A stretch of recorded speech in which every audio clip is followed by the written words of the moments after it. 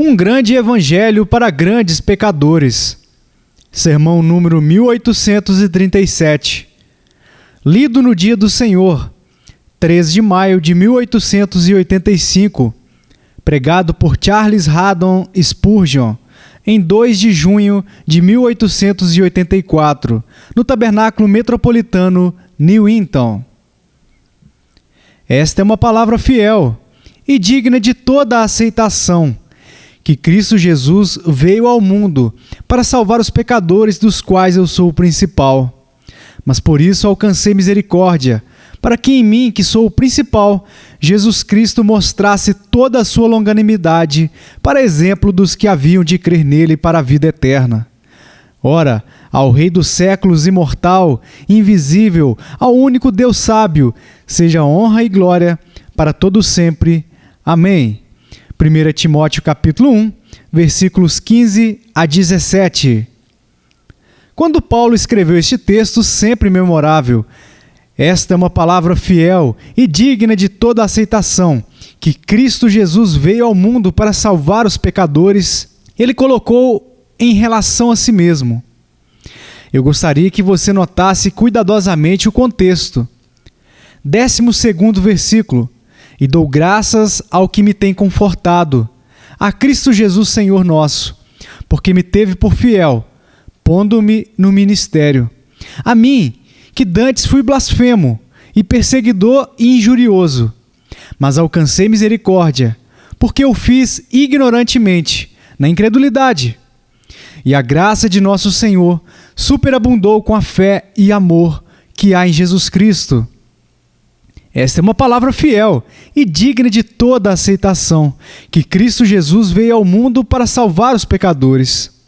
Vejam, o que o apóstolo falou de si mesmo, então isso foi o que o Espírito Santo colocou em sua mente para escrever sobre a gloriosa salvação, da qual ele foi tão notável sujeito. Verdadeiramente, esta era uma conexão oportuna e sugestiva em que colocar este texto do Evangelho glorioso. O que ele pregou para os outros era para ser visto nele mesmo. Quando eu leio para vocês a história da conversão de Saulo, suponham que eu tivesse terminado fazendo a observação. Esta é uma palavra fiel, que Cristo Jesus veio ao mundo para salvar os pecadores. Vocês todos teriam dito, é verdade, e esta é a inferência natural da narrativa. Tal observação teria servido como a moral de toda a história. Esta é uma inferência simples de tal conversão, que Cristo Jesus deve ter vindo ao mundo para salvar pecadores. Vejam então, porque Paulo pronunciou isto neste lugar particular. Ele não podia deixar de mencionar seu próprio caso. Mas quando ele expressou isto, foi para adicionar ênfase a esta declaração de que Jesus Cristo veio ao mundo para salvar os pecadores. É minha convicção que o nosso Senhor, em infinita sabedoria, pretende que os seus ministros, eles mesmos, sejam provas das doutrinas que ensinam. Se um homem jovem, muito jovem, levanta-se a contar-lhes sobre a experiência de um cristão velho, vocês dizem imediatamente, isso pode ser muito verdadeiro, mas você não pode prová-lo, pois você mesmo não é uma pessoa de idade. Se alguém que tem sido privilegiado na providência de Deus para desfrutar dos consolos da vida se levanta para pregar sobre as consolações do Espírito na pobreza, vocês dizem, sim, isso é bem verdade, mas você mesmo não pode falar por experiência. Por isso, o Senhor gosta que seus servos tenham uma tal experiência para que o seu testemunho tenha seu exemplo por detrás dele. Aquele que tem sua vida sofrida expõe seus testemunhos. Quando Paulo disse que Cristo veio ao mundo para salvar pecadores, sua própria conversão, o seu próprio júbilo no Senhor, eram a prova positiva disso.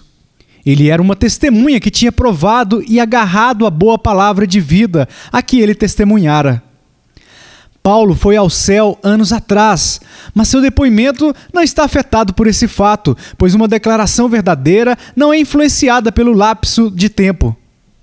Se a declaração foi feita ontem, é tão verdadeira como se você estivesse ouvindo-a hoje em dia. E se fosse feita como foi 800 anos atrás, ainda assim, se verdadeira então, e ninguém contestou isto nos dias de Paulo, é verdade agora. Os fatos registrados nos evangelhos são tão verídicos agora como sempre foram, e eles devem ter a mesma influência sobre nossas mentes como tinham na mente dos apóstolos.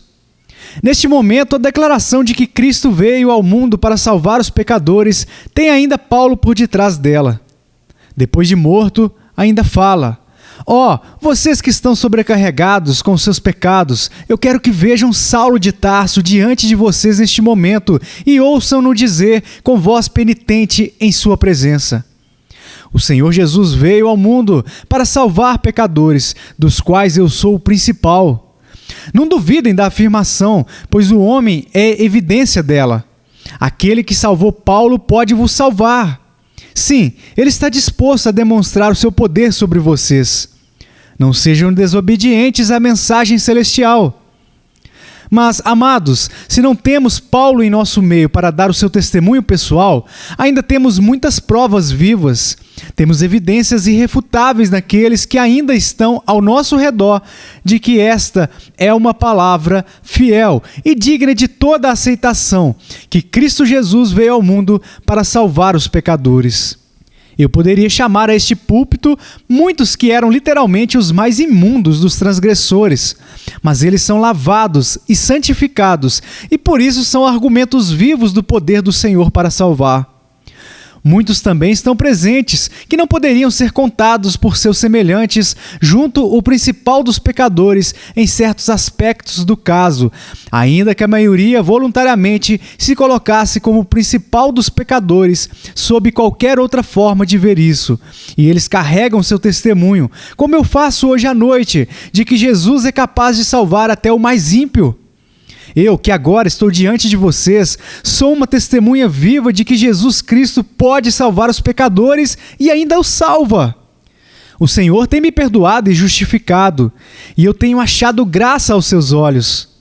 No meu caso, também, está provado que esta é uma palavra fiel e digna de toda a aceitação que Cristo Jesus veio ao mundo para salvar os pecadores, dos quais eu sou o principal. Como eu gostaria que meus ouvintes acreditassem em mim! Muitos de vocês aceitariam qualquer declaração que eu fizesse. Por que não aceitam isso? Vocês não pensam que sou mentiroso, porque, então, vocês não acreditam em meu testemunho a respeito de Jesus? Ele é tão pronto para salvar hoje como foi no passado. Ele está pronto para salvar você, se você confiar nele. Neste momento, direcionaremos o nosso pensamento primeiramente para aqueles que são os principais dos pecadores. Em segundo lugar, nós indagaremos por que Deus os salvou. E em terceiro lugar, o que eles dizem quando eles são salvos. Primeiramente, então, quem são os principais dos pecadores? Paulo diz que ele era o principal. Penso, no entanto, que ele era apenas um do regimento. Existem diferentes classes de pecadores, e alguns são mais e outros menos. Todos os homens são verdadeiramente pecadores, mas nem todos os homens são igualmente pecadores. Estão todos na lama, mas nem todos têm afundado a uma profundidade igual nela. É verdade que todos têm caído profundo o suficiente para morrer em pecado, a não ser que a graça de Deus evite. Ainda assim, há diferenças nos graus de culpa e, sem dúvida, haverá diferenças nos graus de punição. Alguns são os principais dos pecadores, da mesma forma como o apóstolo Paulo, pois eles têm perseguido a igreja de Deus. Paulo, que era então chamado de Saulo, tinha dado o seu voto contra Estevão. E quando Estevão foi apedrejado, ele guardou as vestes daqueles que o assassinaram. Ele sentiu que este sangue estava sobre a sua alma por muito tempo depois, e ele lamentou isso. Será que você, se tivesse sido um ajudante no assassinato de algum filho de Deus, não sentiria que estava junto do principal dos pecadores? Se você tivesse sido voluntária e intencionalmente, de forma maliciosa e ansiosa, um cúmplice na morte de um homem de Deus como Estevão, você escreveria a si mesmo abaixo como um pecador de cor vermelha púrpura? Pois eu acho que deveria dizer: que Deus me perdoe, mas eu nunca vou perdoar a mim mesmo. Parece um crime demasiado horrível para existir na alma de alguém. No entanto, este foi apenas o começo. Saulo era como um leopardo, que, tendo uma vez provado o gosto de sangue, precisava ter sempre a sua língua nele. Sua própria respiração era ameaçadora e o seu prazer era massacrar. Ele assediou o povo de Deus. Ele fez uma grande devastação dos santos. Ele os obrigou, diz ele, a blasfemar. Ele os tinha expulsado das sinagogas, de cidade em cidade, e até mesmo condenado alguns santos à morte. Isso deve ter permanecido em seu coração como uma memória sombria, mesmo depois que o Senhor Jesus Cristo o havia perdoado plenamente. Quando Paulo soube que ele era um homem justificado pela justiça de Jesus Cristo, ainda assim, ele deve ter sempre sentido o coração ferido, ao pensar que aqueles cordeiros inocentes haviam se preocupado por causa dele, que por nenhuma outra razão, a não ser que eles eram amantes do crucificado, ele ansiava por seu sangue. Essa questão de perseguição mortal colocou a cabeça e ombros de Saulo acima de outros pecadores. Essa foi a pedra da pirâmide de seu pecado, porque perseguia a igreja de Cristo. Dou graças a Deus que não existe nenhum homem aqui que tenha essa forma particular de pecado em sua consciência, em ter realmente matado ou participado na matança de algum filho de Deus. As leis de nosso país, felizmente, impedem vocês de serem manchados com essa ofensa abominável, e bendigo ao Senhor que seja assim. No entanto, se houver tais dentre aqueles que estão ouvindo essas palavras, ou dentre aqueles que um dia as lerão, devo confessar que eles são, de fato, reputados juntamente com o principal dos pecadores, e rogo a Deus que eles possam obter misericórdia, como Saulo obteve. Entretanto, você pode ir muito próximo a isto. Com toda a probabilidade, alguns de vocês têm feito isso. Aquele marido que tem ameaçado sua esposa tão amargamente se ela obedece à sua consciência. Aquele homem que demitiu seu servo por nenhuma outra razão, senão a fidelidade dele a Cristo. Aquele senhorio que retirou o seu camponês de sua casa porque ele realizou um serviço religioso embaixo de seu telhado. Aquele homem que deliberada e maliciosamente tem caluniado um servo de Deus, não porque ele lhe fez algum mal, mas porque ele não pode suportar ouvir sobre qualquer verdadeiro seguidor de Cristo. Estas são as pessoas que devem ser contadas juntamente com o principal dos pecadores. Eles não cometeram nenhum assassinato, mas eles têm ido tão longe quanto se atrevem a ir, e o seu coração está cheio de veneno contra o povo de Deus. Este é um crime grave. Embora isto possa parecer uma coisa muito pequena, a saber, afligir um filho piedoso ou maltratar uma pobre mulher piedosa, Deus não pensa assim. Ele se lembra das brincadeiras e zombarias dirigidas aos seus pequeninos, e ele manda aqueles que se entregam àquelas tomarem cuidado. É melhor ofender um rei que um dos pequeninos do Senhor. Aquele pobre homem na oficina, que tem um tempo um tanto difícil devido aos seus gracejos e zombaria, tem um amigo nos céus. Aqueles outros homens que, buscando o Senhor, encontraram o frio ombro na sociedade, têm um advogado no alto, que não verá o seu desprezo sem defender a sua causa. Pode parecer pouco fazer de um santo o alvo do ridículo, mas seu Pai no céu não pensa assim. Eu sei disso, que muitos homens pacientes suportarão grandes provações, mas se você atingir seus filhos, o sangue deles ferve, e eles não suportarão. Um pai não permanecerá por aqui para ver seu filho abusado, e o grande pai acima é tão terno e afeiçoado como qualquer outro pai. Você já viu, entre as aves e os animais, como eles demonstram toda a sua força por suas crias. Uma galinha, naturalmente muito tímida, lutará por seus pintinhos com a coragem de um leão. Alguns dos menores animais e os menos poderosos, no entanto, tornam-se perfeitamente terríveis quando eles estão cuidando de sua prole. E você acha que o eterno Deus suportará ver seus filhos difamados, caluniados e abusados por seguirem a Ele? O Deus da natureza é destituído de afeição natural? Eu não creio. Vocês lamentarão o dia, senhores, no qual pegaram em armas contra o povo de Deus. Humilhem-se diante de Deus por causa disso, senão vocês serão contados juntamente com o principal dos pecadores, e a principal das punições será dada a vocês. Eu não tenho nenhuma dúvida de que pode haver alguém desse tipo aqui. E se houver, só posso orar para que a história de Saulo de Tarso possa repetir-se igualmente pela graça infinita. Que eles mesmos ainda assim venham para a pregação do Evangelho, que agora eles desprezam. Não é algo novo um padre ser convertido a Cristo. Não é coisa nova que o opositor se torne um defensor, e um defensor ainda melhor e mais poderoso por causa do mal que ele fez anteriormente. Que o Senhor transformasse seus inimigos em amigos! Deus, faça isto! Por causa de Cristo, que Ele faça isto agora! Além disso, juntamente com o principal dos pecadores, devemos naturalmente contar aqueles que são culpados dos pecados mais vulgares e grosseiros. Eu não ocuparei um momento em mencionar o que são, pois é uma vergonha até mesmo falar deles.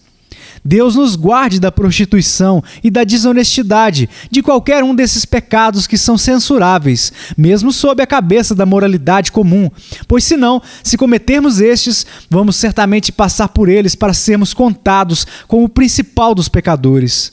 Devo, no entanto, mencionar a blasfêmia e a fala torpe, porque estes são, infelizmente, muito comuns. Será que um homem acha que pode continuar condenando o seu próprio corpo e alma em tantas palavras e nunca provocar o Senhor a ira? Será que ele sonha que pode usar palavras sujas e imundas e blasfêmias ímpias sem incorrer em pecado? Acredito que essas coisas trazem a mais sombria culpa sobre a consciência, pois Deus disse expressamente que ele não tem por inocente o que tomar o seu nome em vão. É verdade sobre cada pecado que Deus não considerará inocente o homem que o pratica. Mas isso é dito especialmente sobre este pecado, porque os homens são capazes de imaginar que as palavras não são de grande importância, ou que Deus não toma conhecimento das mesmas. Mesmo a repetição impensada ou fútil do nome do Senhor envolve grande pecado, pois dessa forma um homem toma o nome sagrado em vão. No entanto, os homens brincam com esse nome em uma conversa comum, e isso com temível frequência. Não há desculpa para esta maldade desenfreada, porque isso não traz nem lucro nem prazer para a pessoa que tanto ofendem. Para que fim prático isso pode servir? Como George Herbert disse há muito tempo, luxúria e vinho pleiteiam um prazer, ganho de avareza. Mas o blasfemo barato, através de sua comporta aberta, permite que sua alma corra por nada. Tampouco temendo, se eu fosse um epicureu, conteria a blasfêmia. Eu sou incapaz de dar uma desculpa para a linguagem profana. É uma impiedade desnecessária e intencional. Os homens falam para nos horrorizar. Elas arrepiam nosso sangue, com medo de que Deus pegue-os em sua palavra e tudo por nada. Eu pediria a Deus que cada blasfemo aqui, se tal existir, e eu não tenho nenhuma dúvida de que existem, abandonasse esse hábito vil, indesculpável e inútil que rebaixa os homens na sociedade, contamina-os diante de Deus e garante a sua condenação. O discurso imundo coloca aqueles que são culpados juntamente com o principal dos pecadores. E eles certamente serão condenados à terrível vingança naquele dia quando Deus amaldiçoar solenemente aqueles que tão levianamente amaldiçoam a si mesmos. Será uma coisa terrível para o homem que usou imprecações profanas descobrir finalmente que suas preces foram ouvidas e que elas serão respondidas. Blasfemador! Cuidado, receio que o Senhor Deus ouça as tuas orações para a tua eterna confusão. Sente-se neste momento em profunda contrição e chore ao pensar nas muitas vezes em que tu tens afrontado o Deus do céu e proferido palavras de provocação contra o Deus em cuja mão está a tua vida. Ele ainda não te arruinou. Maravilha da misericórdia! Guarda a ti mesmo. Acima de tudo, maravilhe-se de que há menção de misericórdia para com uma pessoa como você. Agora, queridos amigos, há outros que são os principais entre os pecadores que de modo nenhum cometem esses pecados mais grosseiros. Deixe-me mencioná-los, pois nessa linha terei de colocar a mim mesmo e a muitos de vocês. Estão entre o principal dos pecadores aqueles que pecaram contra a grande luz e contra as influências da santa instrução e do exemplo gracioso.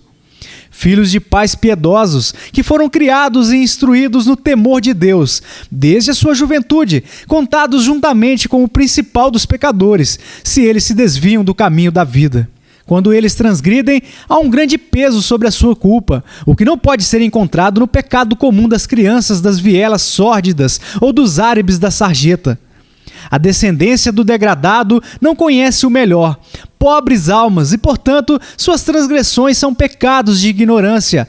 Mas quem conhece melhor, quando transgride, transgride tremendamente.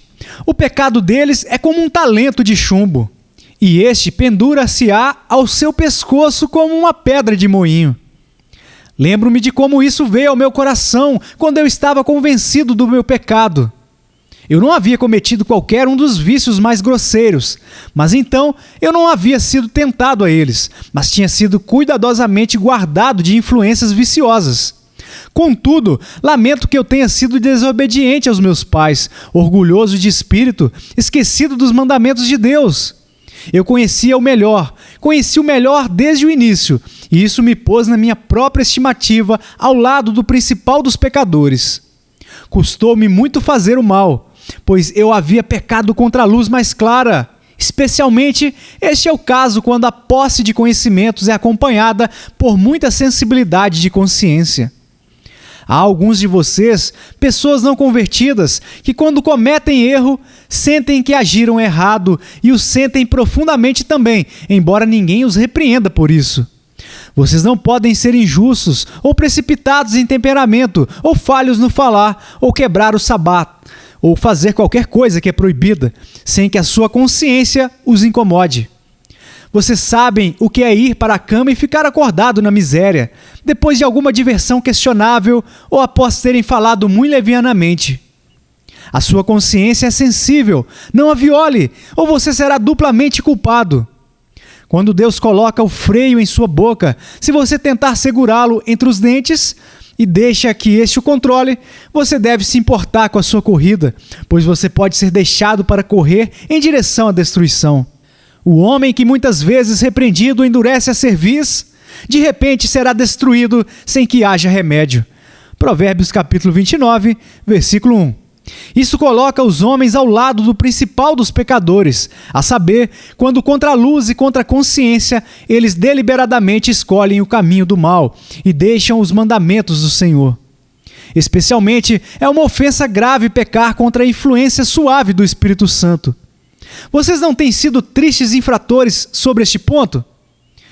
Vocês sentiram em outra noite de domingo que se pudesse uma vez sair da capela e chegar em casa dobrariam os joelhos em oração, mas vocês não o fizeram. Você já se sentiu assim muitas vezes e tem sacudido fora o sentimento, e agora um sermão raramente o comove. Seria necessário um sermão cheio de trovões e relâmpagos para fazer você mudar um fio de cabelo. Verdades que costumavam fazer você tremer da cabeça aos pés, raramente o afetam agora. Cuide-se, peço, pois aquele que pecar contra o Espírito Santo pode encontrar-se inundado pelo pecado, de modo a não ser mais capaz de mover seu navio em direção às praias da salvação. Nada endurece como o Evangelho quando este é longamente desperdiçado. Permanecer sendo embebido em verdade, sem recebê-la no coração, é a destruição certa. Morrer em terra santa é morrer verdadeiramente. Queira Deus que não possa ser assim com qualquer um aqui. No entanto, se você é neste dia de hoje o principal dos pecadores, não se desespere nem se afaste em ira, pois nós devemos dizer-lhe nesta hora, em nome do Deus misericordioso, que seu Filho Jesus Cristo veio ao mundo para salvar os pecadores, até mesmo o principal. Eu acho que tem que colocar aqueles que conduzem outros ao pecado juntamente com o principal dos pecadores. Este é um triste assunto. Se vocês têm conduzido outros perdidos, se vocês mesmos buscam o Senhor e são salvos, ainda assim vocês não podem salvá-los. Se forem jovens a quem vocês têm contaminado com o mal, vocês não podem retirar as miseráveis manchas de suas mentes. Vocês podem cessar com a semeadura da semente do diabo, mas vocês não podem recolher o que plantaram, nem impedir o seu crescimento e amadurecimento. O fogo é facilmente aceso, mas não é tão facilmente apagado após poçar-se do combustível. É um fato terrível que possa haver almas no inferno, a quem você enviou para lá. Foi uma sábia oração penitencial de um homem convertido que havia exercido influência para o mal. Senhor, perdoa-me dos meus pecados de outros homens. Quando você leva outros ao pecado, os pecados deles são em grande medida os seus pecados. Eles não deixam de ser os pecados daqueles que os cometem, mas eles também são os pecados daqueles que promoveram ou sugerem por preceito ou exemplo. Um mau exemplo, uma expressão lasciva, uma vida profana pode ser o meio de atrair outros para a ruína, para a perdição, e aqueles que destroem os outros, e por isso são assassinos de almas, estão ao lado do principal dos pecadores. Aquele que usa adaga ou pistola para o corpo é abominado. O que diremos daqueles que envenenam as mentes humanas e apunhalam o coração da piedade? Estes são os mais culpados dentre os culpados. Ai deles!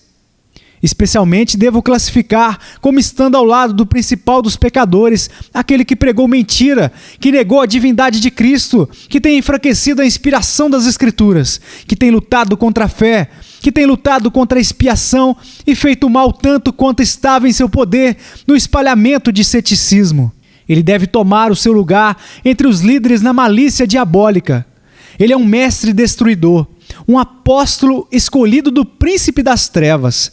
Oh, que ele possa ser trazido pela graça soberana a estar entre os maiores professos daquela fé que até então ele destruiu. Acho que faríamos bem, como povo cristão, se orássemos mais por alguém que se faz notório em sua infidelidade. Se nós falássemos menos com amargura contra eles e orássemos mais docemente por eles, algum bem poderia vir disso. De argumento político contra os ateus temos o suficiente. Levemos o caso para um tribunal superior e supliquemos a Deus a respeito deles.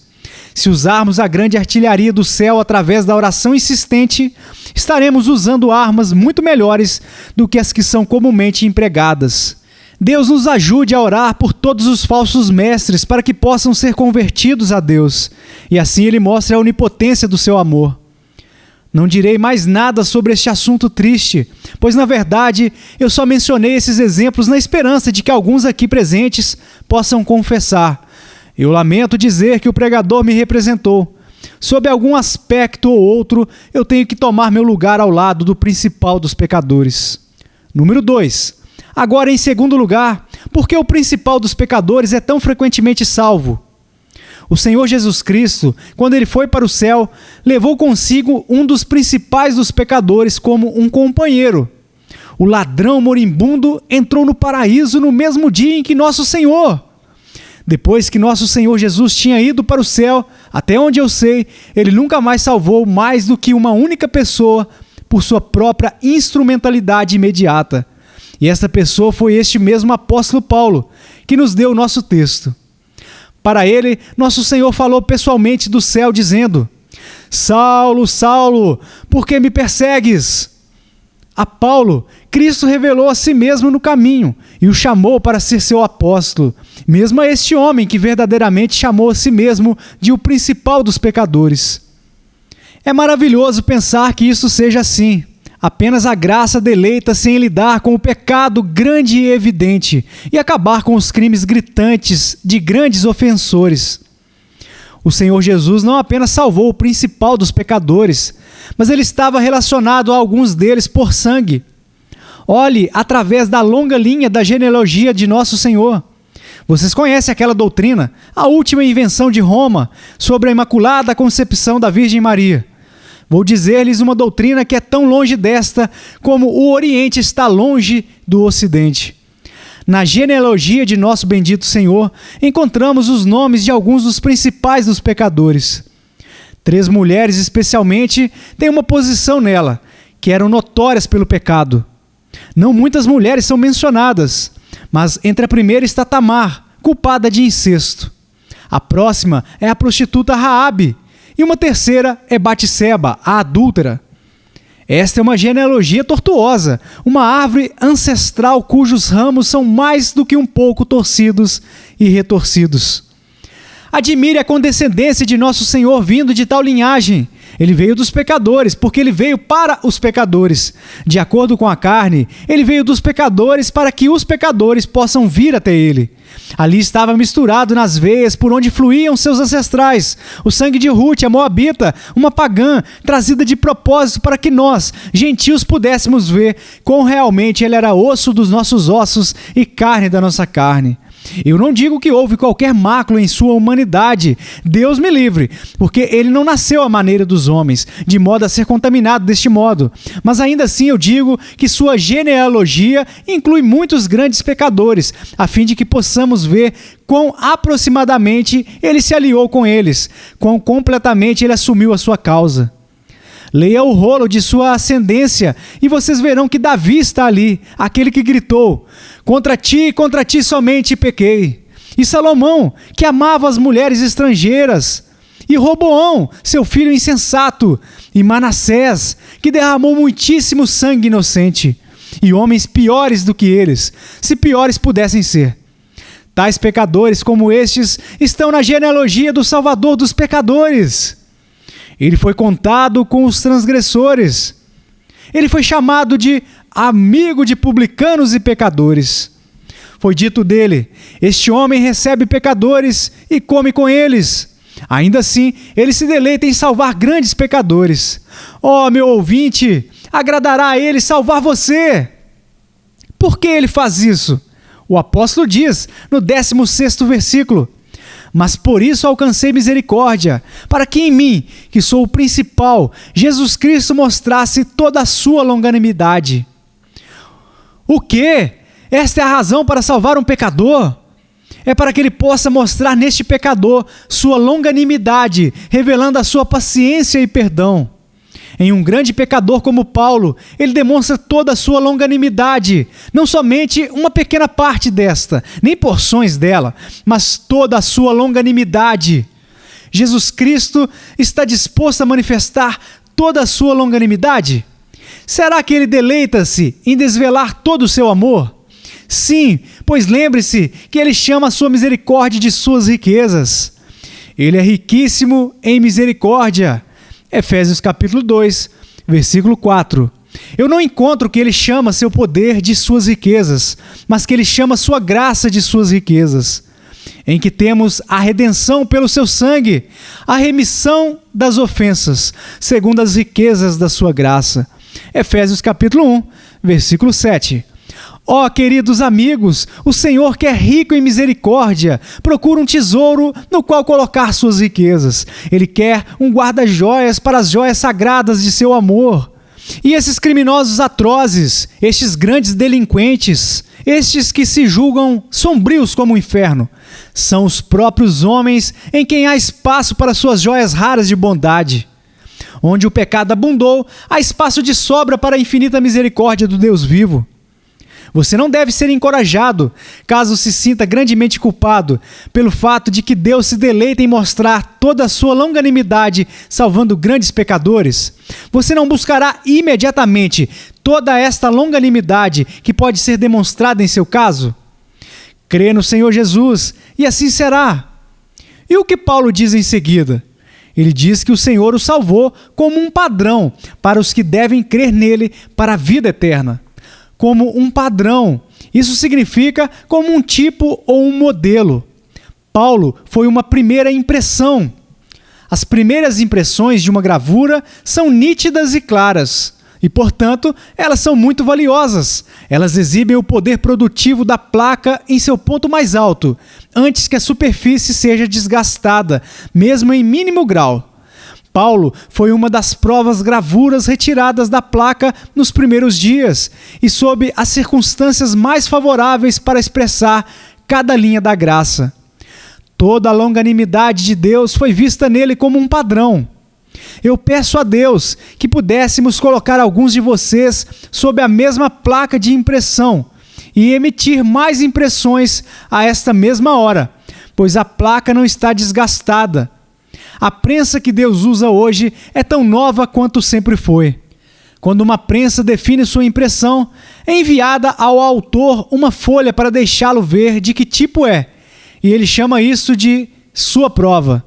Assim também, Paulo foi a prova de Deus, uma das primeiras levas da gloriosa máquina da graça para permitir que todos nós vejamos o que Deus tem a nos dizer sobre o amor longânimo. Esta máquina de prensa está trabalhando neste momento. Ela está fazendo impressões a esta hora mais claras, nítidas e legíveis. Eu peço a Deus que algum grande pecador aqui fosse como o papel colocado no molde para receber a impressão da graça toda poderosa.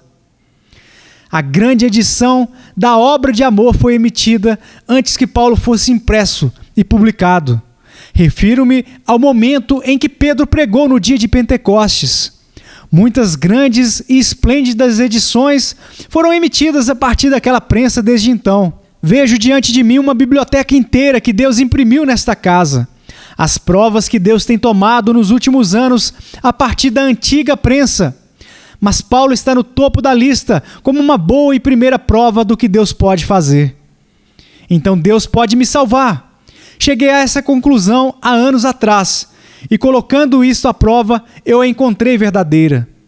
Queridos irmãos pecadores, cheguem à mesma conclusão. Quem é você?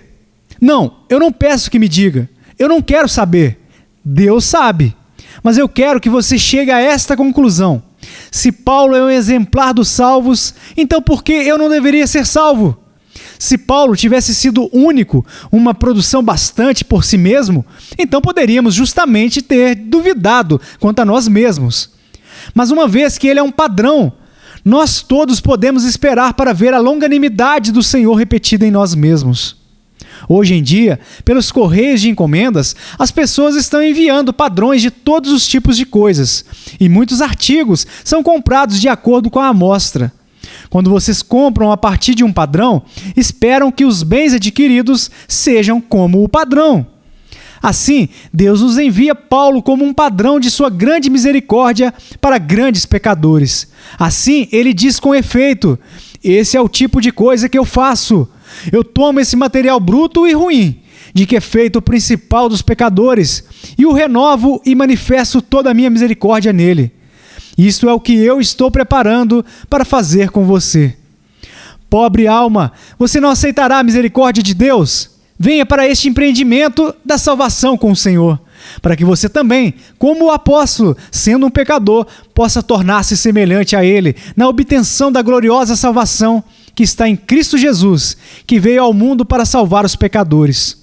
Eu estou falando muito clara e simplesmente para vocês, mas se vocês amam suas próprias almas, vocês terão todo o prazer de escutar.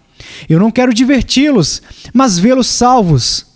Peço-vos, inclinem as vossas mentes a este assunto e aprendam que há uma boa esperança para o pior de vocês, se vocês clamarem ao Senhor. É por isso que Jesus salva os que têm errado mais gravemente, para que ele possa exibi-los como exemplares do que sua graça pode fazer. Mas eu pertenço a uma família tão ímpia, clama alguém.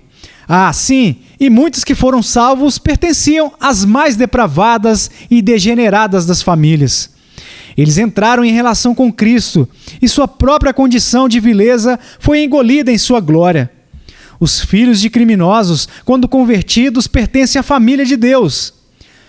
Mas a todos quantos os receberam, deu-lhes o poder de serem feitos filhos de Deus, aos que creem no seu nome.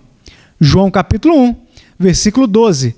Ah, mas eu tenho cometido tais vícios terríveis. Essa é uma triste confissão, mas isso não o condena ao desespero, pois o sangue de Jesus lava a pior imundície. Blasfemos, adúlteros, bêbados, ladrões, tal, ó vocês santos, é o que alguns têm sido. Mas haveis sido lavados, mas haveis sido santificados. 1 Coríntios capítulo 6, versículo 11. E por que não poderiam outros de características semelhantes serem lavados e santificados também? Número 3. Devo concluir detendo-me por um momento no terceiro ponto, que é este: o que os principais dos pecadores dizem quando são salvos. O que eles dizem é registrado no texto. Lê-se isto como um hino. Ora, ao Rei dos séculos imortal, invisível, ao único Deus sábio, seja honra e glória para todos sempre. Amém. Vejam, a primeira palavra é ora. Tão logo eles são salvos, começam a louvar ao Senhor. Eles não podem suportar o adiamento da glorificação a Deus. Alguém pode lhe sussurrar: você louvará a Deus quando chegar ao céu. Não, responde a alma graciosa, eu vou louvá-lo agora. Ora, ao Rei dos séculos, imortal, invisível, ao único Deus sábio, seja honra e glória para todo sempre. O amor grato não pode ser contido. Ele é como fogo nos ossos. Nosso coração se partiria de amor se ele não pudesse encontrar um meio de expressar-se imediatamente. Será que outra pessoa sussurra? Quando você louvar a Deus, não faça isso por muito tempo. Saia assim que você tiver moderadamente louvado e adorado. Não fique para sempre engajado na ação de louvar. Não, diz o homem salvo, eu não posso fazer isso enquanto a vida dure. A ele seja a honra e glória para todo sempre. Não apenas para sempre, isso parece ser longo o suficiente, mas para todo o sempre.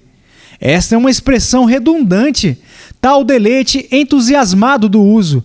Isto indica um tipo de dupla eternidade. O pecador salvo não pode jamais viver o suficiente para glorificar ao Senhor. Ele o louvará por toda a eternidade. Tão logo um homem seja lavado do pecado, ele é vestido com louvor. Um novo cântico é colocado em sua boca e ele deve cantar.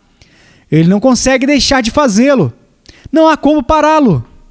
Observem os títulos que Paulo aqui reúne. Primeiramente, ele chama o Senhor Jesus de Rei. Ora, ao Rei dos séculos imortal. Ou aplica isso ao Deus para sempre bendito, em sua sagrada união. Se vocês desejam, ele chama o Senhor Rei, pois ele gostaria de dar-lhe o mais elevado nome e tributar-lhe a mais modesta homenagem. Ele o chama de Rei, pois ele o encontrou como sendo assim. Pois é um rei que distribui vida e morte. É um rei que perdoa rebeldes. É um rei que reina e governa sobre os homens. Jesus era tudo isto para Paulo e muito mais, e assim ele necessitou dar-lhe o título real. Ele não poderia falar dele com menos do que majestade. Se Deus não é o rei de todo o mundo, no mínimo ele é o rei do homem, cujos pecados têm sido perdoados por ele. Ora, diz ele, ao Rei dos séculos, imortal, invisível, ao único Deus sábio, seja honra e glória para todo sempre. Vejam como ele coloca isto. Rei dos séculos, não um rei que perderá o seu reino, não um rei que deixará de reinar, ou abdicará, ou morrerá.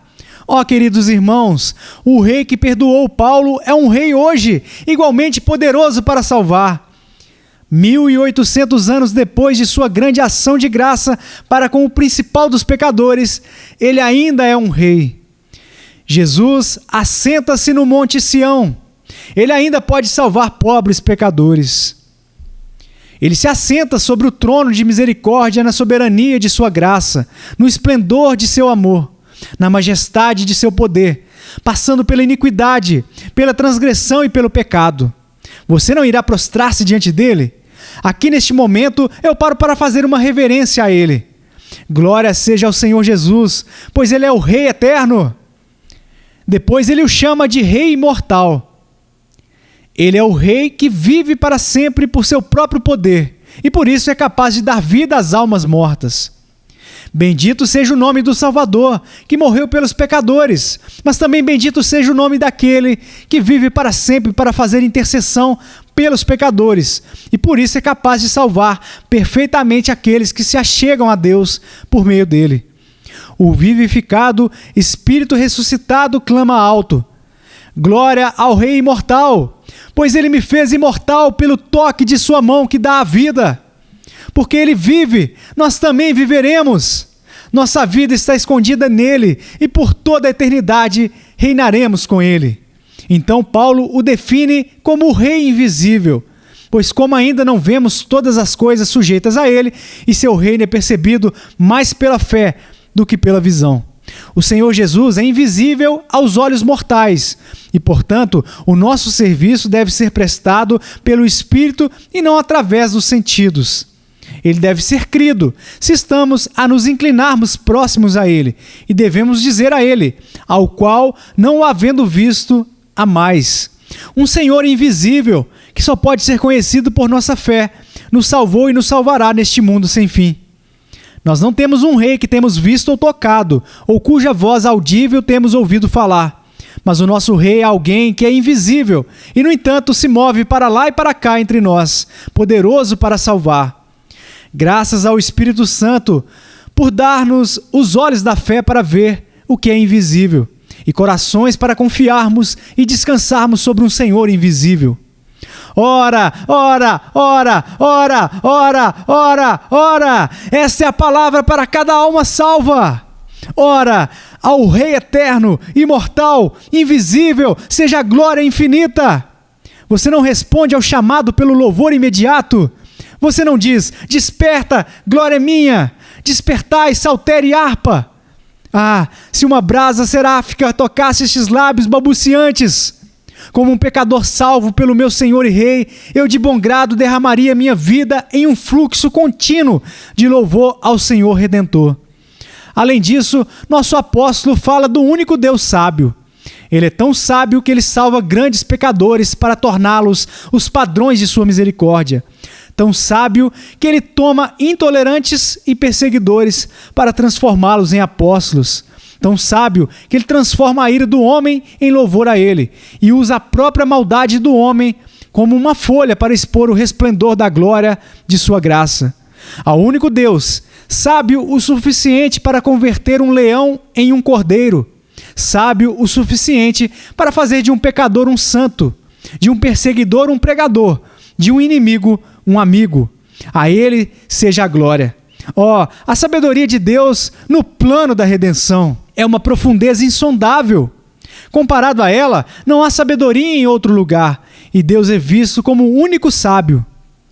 A ele seja honra e glória para todos sempre. Amém. A ele seja glória na terra e glória no céu. Honra de todos nós, miseráveis seres imperfeitos, e glória a ele quando nos fizer encontrá-lo perfeitamente para contemplarmos a sua face. Venham, elevem os vossos corações, vocês, salvos. Comecem de uma vez as canções que jamais cessarão. Os santos nunca têm cantado quando eles se lembram que são pecadores. Venham, pobres pecadores, das profundezas exaltem aquele que desceu às profundezas por vocês. Principal dos pecadores, adore aquele que é para você o primeiro entre 10.000 e totalmente desejável. Vocês, pecadores sombrios, que estiveram à beira da condenação por seus pecados abomináveis, subam para as alturas máximas da alegria entusiasmada em Jesus, o seu Senhor. Ponha sua confiança no Senhor Jesus Cristo, e toda sorte de pecado e de blasfêmia será perdoada a você. E no recebimento de tal perdão, você deve explodir em doxologia recém-criada, doxologias a Deus, seu Salvador. Vinde, então, e argui-me, diz o Senhor. Ainda que os vossos pecados sejam como a escarlata, eles se tornarão brancos como a neve. Isaías capítulo 1, versículo 18. Vocês, os mais culpados dos culpados, o apóstolo Paulo fala para vocês, está diante de vocês como portador da bandeira branca da misericórdia de Deus. Rendam-se ao Rei eterno, e aqui há perdão para vocês e livramento da ira vindoura. Por 35 anos, Paulo viveu em pecado. 20 anos depois, quando ele estava mais velho do que eu, ele escreveu essas palavras. Esta é uma palavra fiel e digna de toda aceitação, que Cristo Jesus veio ao mundo para salvar os pecadores, dos quais eu sou o principal. Não haverá aqui nesta noite companheiros de 35 anos de idade que receberão melhor ao converterem-se em uma nova folha? Não haverá aqui uma mulher de idade que já esteve mais do que o suficiente no pecado? Não é tempo que vocês se convertam ao Senhor e encontrem uma nova e melhor vida? Converta-os, Senhor, converta-os, e eles serão convertidos. Faça-os viver, e eles viverão para ti, neste mundo sem fim. Amém e amém.